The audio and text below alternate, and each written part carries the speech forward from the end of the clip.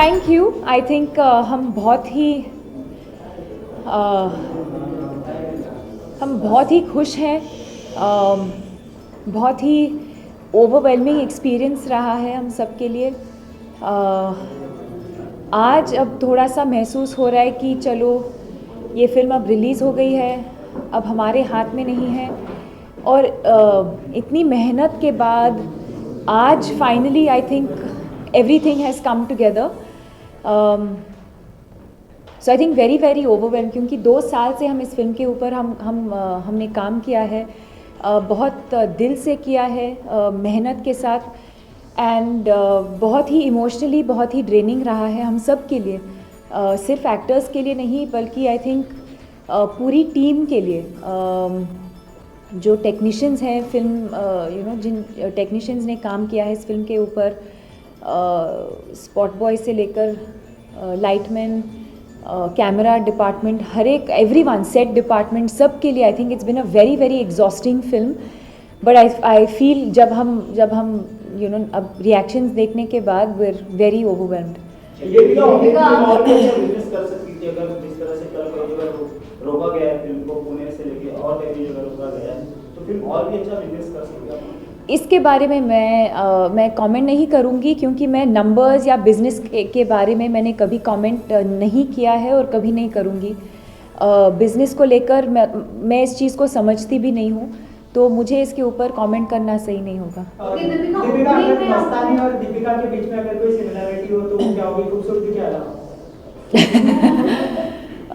Thank you. I think similarities तो I think मस्तानी के जैसे ही, और सिर्फ मैं नहीं, आई थिंक एवरी वुमन, और मैंने हमेशा ये कहा है हर एक औरत के अंदर कहीं ना कहीं वो जो डिटर्मिनेशन है, जो स्ट्रेंथ है, और कैसे वो मल्टीटास्क करती है, या कैसे वो मतलब when so many people are against her, फिर भी वो इतने मतलब दिल से and with so much strength, inner strength, she goes after what she wants. I think कहीं ना कहीं हर एक औरत के अंदर ये गुण होते ही हैं। And so I think that's what makes Mastani so relatable. I think every day as women we are faced with different kinds of challenges. हमें खुद शायद यकीन नहीं होता, या खुद हम शायद महसूस नहीं करते कि वो शक्ति या स्ट्रेंथ कहाँ से हम निकाल रहे हैं, पर वो हो जाता है। I think Mastani is exactly like that.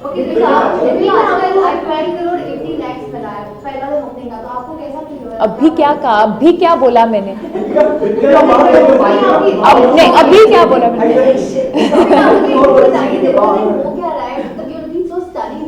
आपके ऊपर से नजरें नहीं उठ रही हैं लोगों की, and everybody is talking about your beauty in the film and otherwise also. So ये इसके पीछे क्या राज है? नया सवाल है।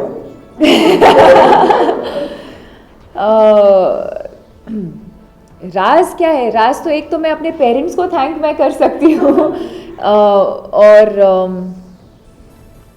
बाकी आई थिंक ये संजय सर का विजन था, संजय सर का विजन है कैसे वो एक्ट्रेसेस को प्रेजेंट करते हैं पर्दे पर। और मेरी पूरी टीम ने बहुत मेहनत की है। My hair team, my makeup team, Anju Modi ji who is done the costumes, Sudeep da को मैं क्रेडिट दूंगी obviously because of the way he has captured everything. So I think मैं क्रेडिट मैं खुद नहीं लूँगी, मैं पूरी क्रेडिट मैं टीम को दूंगी। ओके दीपिका, जिस तरह जो भी फिल्में आप करती हैं, और एक सक्सेस का कामयाबी का दौर चल रहा है जो रुके नहीं रहा है, और हम चाहते हैं टक्कर को रुकेगी ना, किरदार याद रह जाते हैं, दीपिका को लोग भूल जाते हैं, चाहे कॉकटेल की मीरा हो, चाहे बाजीराव की मस्तानी हो, या कॉकटेल की वेरोनिका हो, तो ये कैसे मैनेज कर लेती है Deepika? Do you agree with this कि कॉकटेल के दौरान जो एक एक्टर आपके अंदर कहीं था वो इम्तियाज बाहर ले गया? Imtiaz is responsible for that, Homi is responsible for that.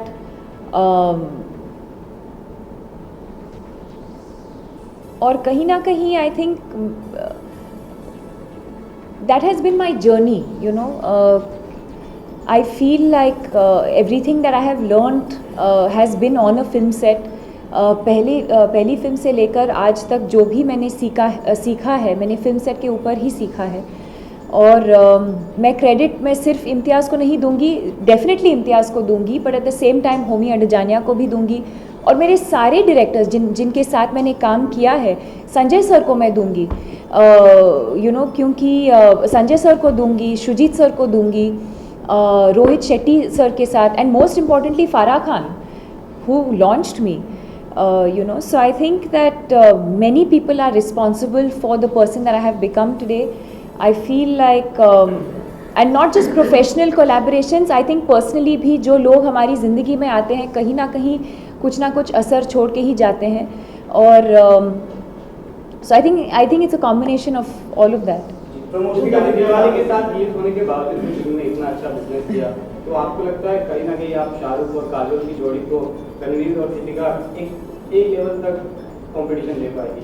नहीं, कभी नहीं, और मैं compete भी नहीं करना चाहूँगी शाहरुख सर और काजोल मैम के साथ. They are legends, they have an epic pairing, and no one can even dare to compete with them. हालांकि अगर आप कर रहे हैं, of course it's a huge compliment, but at the same time we've grown up watching their films, and they've had a huge influence as an on-screen pairing, and as actors they've had a huge influence in my life. Okay, लेकिन जो जोड़ी है उन दोनों की 10-12 साल से राज करके, ऐसे आगे चल के हम देख सकते हैं आपकी और रणवीर की? Hopefully. Talking about Ranveer and Shah Rukh and not competing, you went on from debuting your first movie with Shah Rukh and now releasing your movie again, Shah Rukh. How do you feel about it? I don't feel it. The only thing I'm feeling is actually that I'm missing Shah Rukh. That's the only thing I'm feeling. In fact, yesterday I felt it a lot, which is why I messaged him and I tweeted about it also. I was missing him because he's a lot of fun during promotions, and we've done some very special films together. And yesterday suddenly I felt like I'm not with him.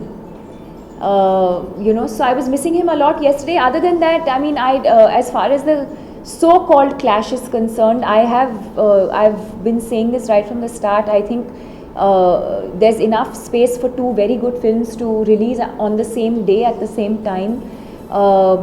As an audience, I've said this earlier, as an audience I would watch both the films. They're two very different kinds of films, and they both deliver very different kinds of entertainment value as well. In fact, my friends are coming from Bangalore tomorrow, and a whole group of us are going together to watch Dilwale. अगले दिन सुनने को और देखने को मिलेगा. बॉलीवुड की अगर बात करूँ, बाजीराव मस्तानी की बात करूँ, फिर दिलवाले की बात करूँ, जिस तरह से राजनीतिक पार्टियां दखल दे रही हैं, कहीं आपको लगता है कि कुछ जरूरत से ज़्यादा हो रहा है? देखो, मैं इसके ऊपर फिर से मैं कमेंट नहीं करूँगी. मैं कुछ बोलूँगी फिर वो हेडलाइन बन जाएगा, फिर वो फिर से अननेसेसरली हम कंट्रोवर्सीज क्रिएट करेंगे, and then the rest of the month will go in उसकी मैंने ये नहीं बोला, मेरा ये कहने का ये मतलब था. I am not commenting on this. Deepika, on your Hollywood debut, would you like to say anything now since you haven't said anything about it? And you're starring opposite me. Yes.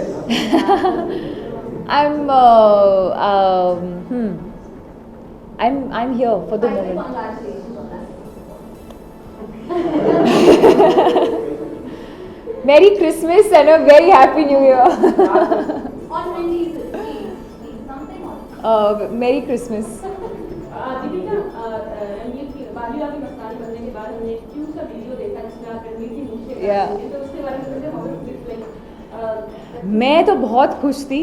मैं मतलब बहुत महीनों से चाहती थी कि मैं ये करूं, एंड वेरी ऑफन मैं उनको थ्रेटन करती थी कि one day I'll just take the scissors. Luckily कल I think he was also ready, though I don't think he was fully. In fact उन्होंने खुद प्लान किया था कि 10 तारीख के अराउंड वो ये उनका लुक चेंज करेंगे, and he kept delaying the date because he was not ready. And finally yesterday हमने डिसाइड किया कि आज फिल्म रिलीज़ हो गई है, and we decided to change his look, because I think as actors also, when you live with the same look for so long, you constantly feel like that character, and now the film has released and he should get that character out of his system, and the only way to do it was to just wake up in the mornings and he should look completely different. So that was the only way of doing it. Better. Completely fine. I'm much better than I was 2-3 days ago. Deepika, Where do you see you after such a days? After 16 days. What is after 16 days? Oh, I will be with my family. I think this year I have. So. Oh, birthday. Oh my God. Yes, with my family. With my family. I come back to work in Jan after my birthday. Celebrating Mumbai or going out? In Bangalore for now. Any chance of meeting Mr. Amol Gupta?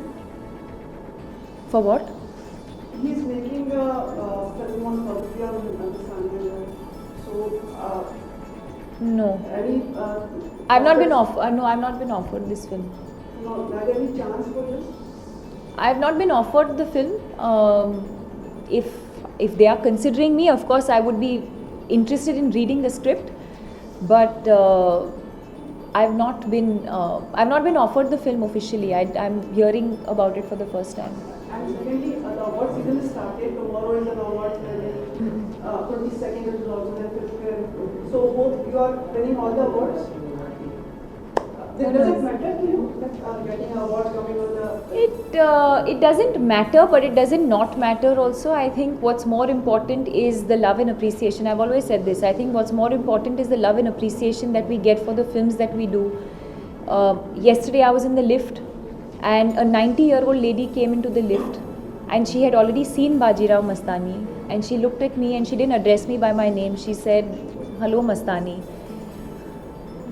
I mean, these are the moments that we live for as actors. And I think those are the precious moments that are beyond even the awards. Any birthday gift you want?